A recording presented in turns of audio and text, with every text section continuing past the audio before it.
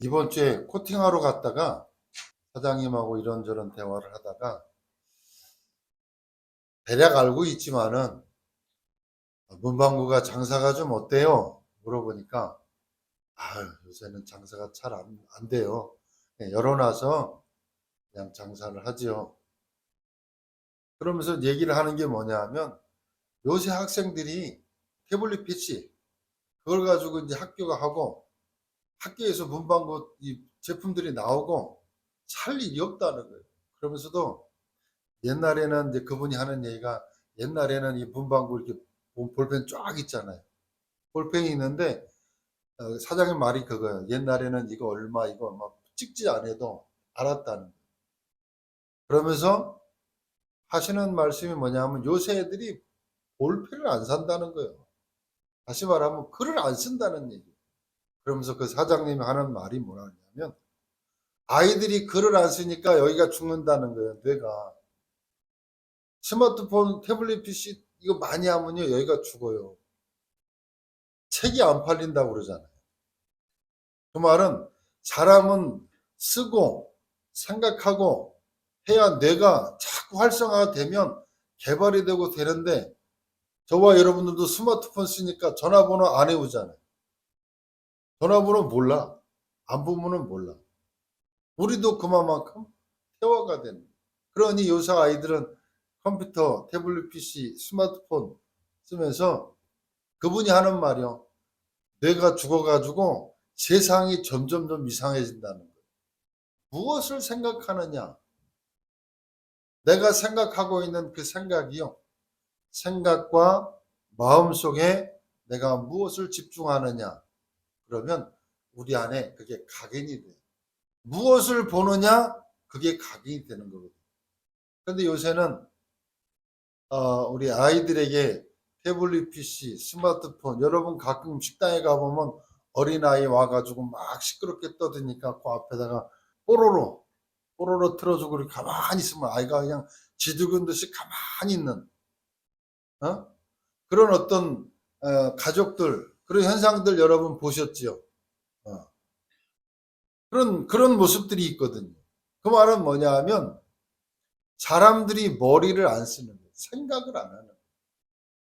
그런데 우리에게 무엇이 들어오느냐, 무엇이 각인되느냐에 따라서 그것이 우리의 뇌 속에 각인이 되고 더 나아가서 우리의 영혼 속에 각인이 되는 겁니다.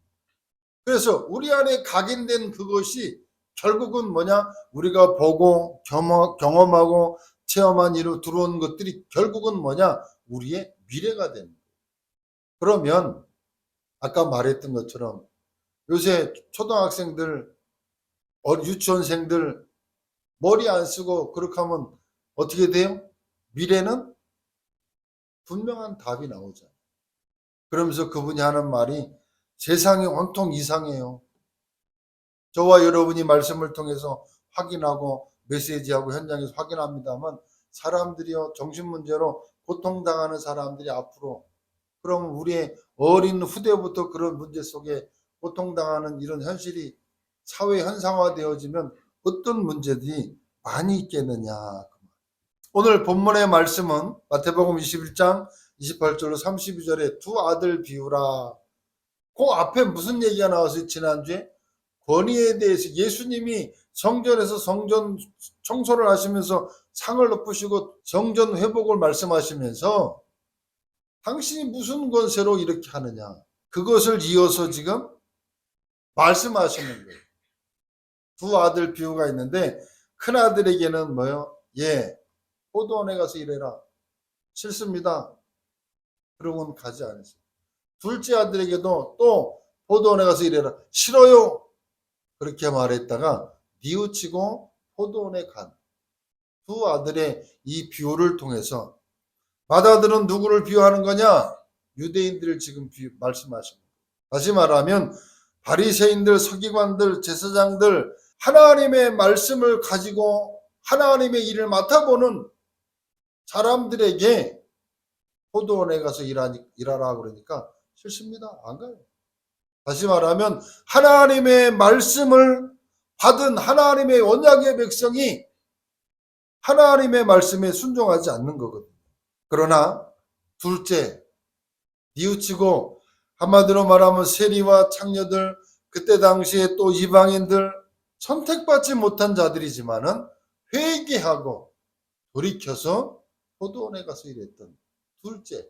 그래서 성경에도 말하고 있습니다만 세리와 창녀들이 너희보다 먼저 하나님의 나라에 들어가리라.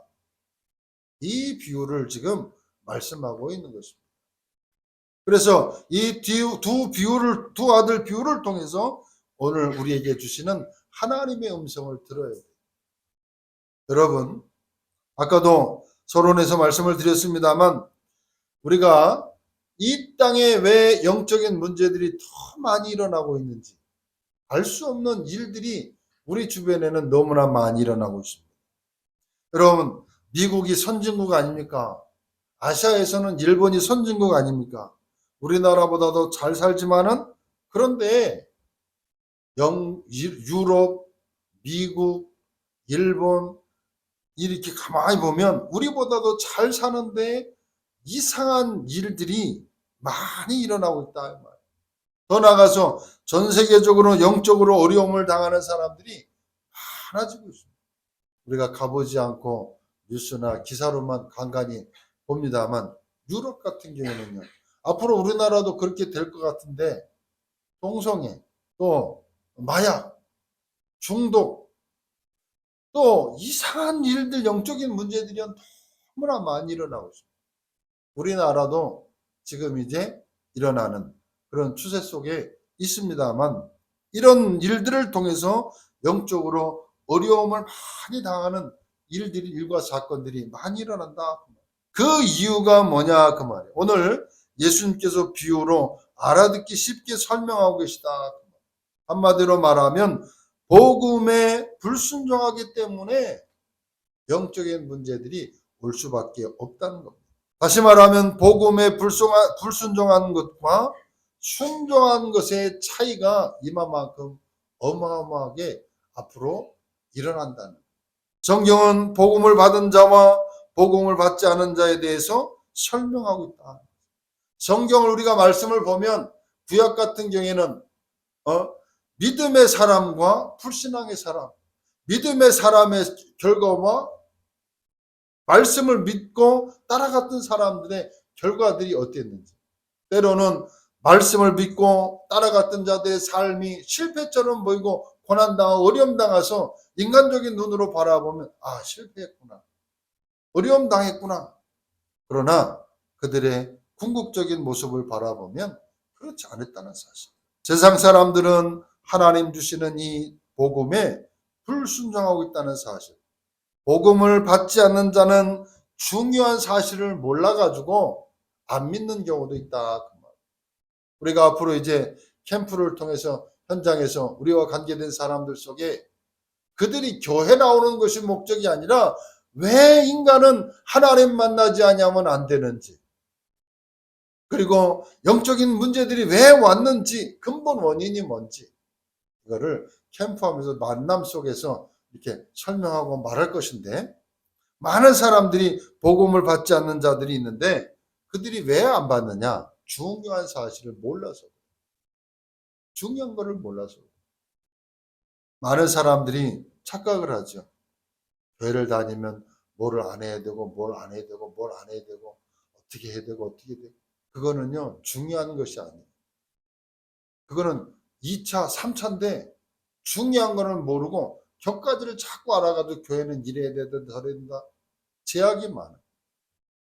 성경은 그렇게 말하고 있지 아니하고 중요한 이 복음을 알면 모든 저주지향에서 해방받는데 이걸 모르는 거예요. 성경은 우리에게 말합니다. 아담 하와 사건 이전에 사단이 존재하고 있음을 사람들이 몰라요. 계시록 12장 1절로 9절에 보니까 회가 있어요. 회. 조직이 있다. 위에서 떨어져서, 하늘에서 떨어져서 불순종해서 하나님의 말씀을 불순종하고 인간을 넘어지게 하는 존재, 사단의 존재, 사단, 마귀, 귀신의 존재를 모른다. 안 믿는 거예요. 여러분, 내가 뭘 하기 전에 흑암의 세력인 먼저 우리를 공격하고 있다는 사실을 몰라요. 영적인 사실도 모르지요. 복음도 모르지요. 사단이 인간을 장악해가지고 저 영적인 문제로 타락으로 문제 속으로 고난 속으로 집어넣고 있는 이 사실에 대해서 영적 사실에 대해서 전혀 모른다 그 말. 이 부분을 알아야 신앙생활이 뭔지를 이해가 돼. 왜 예배를 해야 되고 왜 말씀을 들어야 되고 왜 복음을 붙잡고 우리가 기도해야 되는 이유를 아는데 그걸 몰라요. 여러분 안타까운 것은 신앙생활을 하면서도 교회를 다니는 사람들 가운데도 영적인 것을 몰라가지고 관심이 없어요. 그냥 육신적이고 인간적으로 그냥 선하게 바르게 착하게. 여러분 영적 사실을 모르면 신앙생활을 하면서도 속고 문제 속에 속고 환경 속에 속고 또 흑암의 세력에 속아서요. 자꾸 낙심 중에 간단 말이야. 문제 속에 가는데 그걸 모른다. 그래서 정확하게 영적인 사실을 알아야 신앙생활이 된다. 그러나 하나님은 그래서 복음을 주셨는데 사람들이 그거를 거절하고 믿지 않는 거죠. 그러나 알고 믿으면 저와 여러분의 삶에 일어나는 영적인 문제들은 해결되기 시작을 한다. 성경을 가지고 있지만은 이 바리새인들이 이 부분을 몰랐다. 바다들과 같다. 가인, 에서, 요셉의 형들, 광야 가는 중에 고라, 발람 선지자, 850명의 거짓 선지자 등등 이런 사람들이요 전부 하나님의 말씀을 가진 자들인데 영적인 걸 모르니까요 자꾸 엉뚱한 짓 하는 거예요. 복음을 막는 역할을 하고 복음에 방해되는 역할을 하고 축복받을 수 있는 환경과 배경과 상황 속에 있었는데요. 오히려 복음을 선택한 것이 아닌 복음 아닌 다른 것, 육신적인 걸 선택을 해서 결국은 실패한 사람들의 대표적이다. 여러분, 역사도 그렇습니다. 군국주의자들, 전쟁을 일으킨 주의자들이라든지 공산주의자들, 복음을 방해하고 복음을 배격하고 복음을 싫어했던 사람들. 특히 하나님이 없다라고 말한 이 공산주의, 소련은요 한 70년에서 100년 사이에 완전히 다 패망했다. 여러분 소련이요 우리가 집신 신고 다닐 때 소련은 그 뭡니까 에스컬레이터인가요? 지하철이 있어서 에스컬레이터 다 놔줬던 발전했던 나라인데 지금은요 오히려 우리보다도 더 못 사는 나라가 됐다는 사실. 뿐만 아니라 교회사를 봐도 그렇고요. 교회사를 봐도 그래요. 결국은 복음 가진 자들이 복음을 모르니까요. 복음을 막는 역할을 하더라. 여러분 현장에서 전도하다가 보면요. 전도를 누가 방해하는 줄 아세요? 불신자들이 방해하는 게 아니에요. 복음 모르는 교회에 다니는 사람들이 복음을 방해하는 것들을 앞으로 보게 될 겁니다. 복음을 말하고 있는데 복음을 누가 방해해요? 예수 믿는 사람들이 전도를 방해한다니까. 앞으로 그런 것들을 보면 앞으로 말세 때 확인하게 될 것입니다. 어쨌든 간에 교회사를 봐도 그렇고 역사를 봐도 그렇고 많은 사람들이 오히려 복음 안에서 축복받아야 될 존재들이 영적인 것을 모르니까요. 복음을 방해하는 그 역할을 하게 된다. 그러나 성경에 우리가 잘 아는 것처럼 하나님의 말씀을 받고서 순종한 사람들, 대표적인 사람들이 7명의 렘넌트지만은 특별히 여러분 노아라는 사람이 있어요.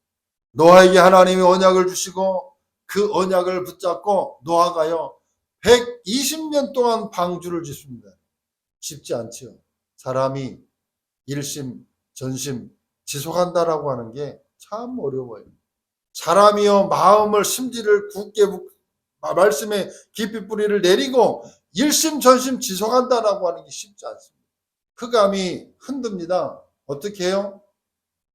말씀에 복음에 집중하지 못하도록 환경에 문제 상황에 사람의 말에 자꾸 속아요. 저와 여러분이 참 일심전심한다라고 하는 게 쉽지 않다는 거예요. 흑암이 있어서 그런 것도 있지만은 노아는 보니까요 120년 동안 언약을 붙잡고 방주를 만들면서 하나님의 그 언약 성취의 역사 속에 쓰임받았던 이 노아.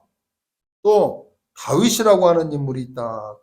다윗은 언약을 붙잡고 늘 그 다윗의 마음속에 성전, 언약궤 모실 성전. 그래서요 오죽하면은 실수했던 다윗, 그 후대가 복을 받는 축복의 역사들이 있다. 다윗의 그 믿음을 보고 아들 솔로몬을 축복하고 나라가 쪼개져야 되는데 아버지를 보고 그렇게 하지 않는 할 만큼 축복의 사람이 다윗이다. 여러분 성경에도 보면 우리가 7명의 렘넌트 요셉, 모세, 다윗, 사무엘 뭐 기타 등등 많은 믿음의 사람들이 있습니다만은 언약을 붙잡고 우리가 똑같은 사람이지만은 하나님의 큰 축복을 받았던 많은 사람들이 있다. 이처럼 하나님의 말씀에 순종한 사람들이 어떤 결과를 가져왔는지 성경을 통해서 우리는 잘 보고 있다. 세 번째로 언약을 잡고 그러면 무엇을 깨달아야 우리가 승리하느냐. 무엇을 우리가 붙잡고 깨달아야 7명의 렘넌트들처럼 또 구약의 믿음의 사람들처럼 또 로마서 16장의 인물들처럼 언약의 축복을 우리가 받게 되냐. 바로 여러분이 분명히 알아야 될 것은 개인과 가정, 가문 속에 저주, 재앙은 반드시 온다는 사실. 가문을 타고 가문의 영적인 배경들이 개인, 가족, 가문 속에 저주, 재앙은 반드시 온다는 사실.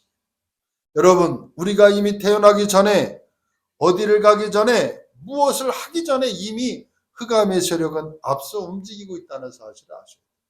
한마디로 영적으로 민감해야 된다는 사실. 우리가 복음을 받고 모든 저주장에서 끝났지만은 사단은 진을 치고 우리가 하나님의 축복을 누리지 못하도록 영적인 문제와 환경과 상황 속에 흑암 세력은 움직이고 있다는 이 사실을 깨달아야 됩니다. 인간은 하나님을 알 수도 없고 만날 수도 없다는 사실. 그래서요, 이 문제를 하나님이 해결하셨어요. 그 사실을 말한 것이 구약이에요. 이 약속만 붙잡고도 승리했던 구약의 사람들. 그 언약을 성취하신 것이 바로 신약이다. 이 언약을 붙잡고 초대교회는 승리했다는 사실을 아셔야 됩니다. 여러분. 주님 오시는 날까지 이 세력과 계속 우리는 싸우는 거예요. 신앙생활 하면서요. 민감하게 우리가 기억하고 붙잡아야 될 이 사실. 영적인 흑암 세력은 우리를 계속 공격하고 있다는 사실을 아셔야 돼요. 권세가 끝났지만은 계속 상황과 환경 속에 우리를 속이고 있다는 사실을 여러분 아셔야 돼요. 안 그러면요. 이 사실을 모르면 우리가 신앙생활하고 다 끝났고 축복 속에 들어가야 되는데요. 속아요. 희미해진다. 여러분 이 땅에 행복하고 싶지 않은 사람이 어디 있습니까? 이 땅에 행복하고 싶지 않은 사람이 어디 있습니까? 성공하고 싶지 않은 사람이 어디 있습니까? 근데 안 돼요. 왜 안 되느냐? 모르는 거예요. 영적인 사실을 몰라서 그래요. 흑암이 계속 여러분을 공격하고 있다는 사실을 아셔야 돼요.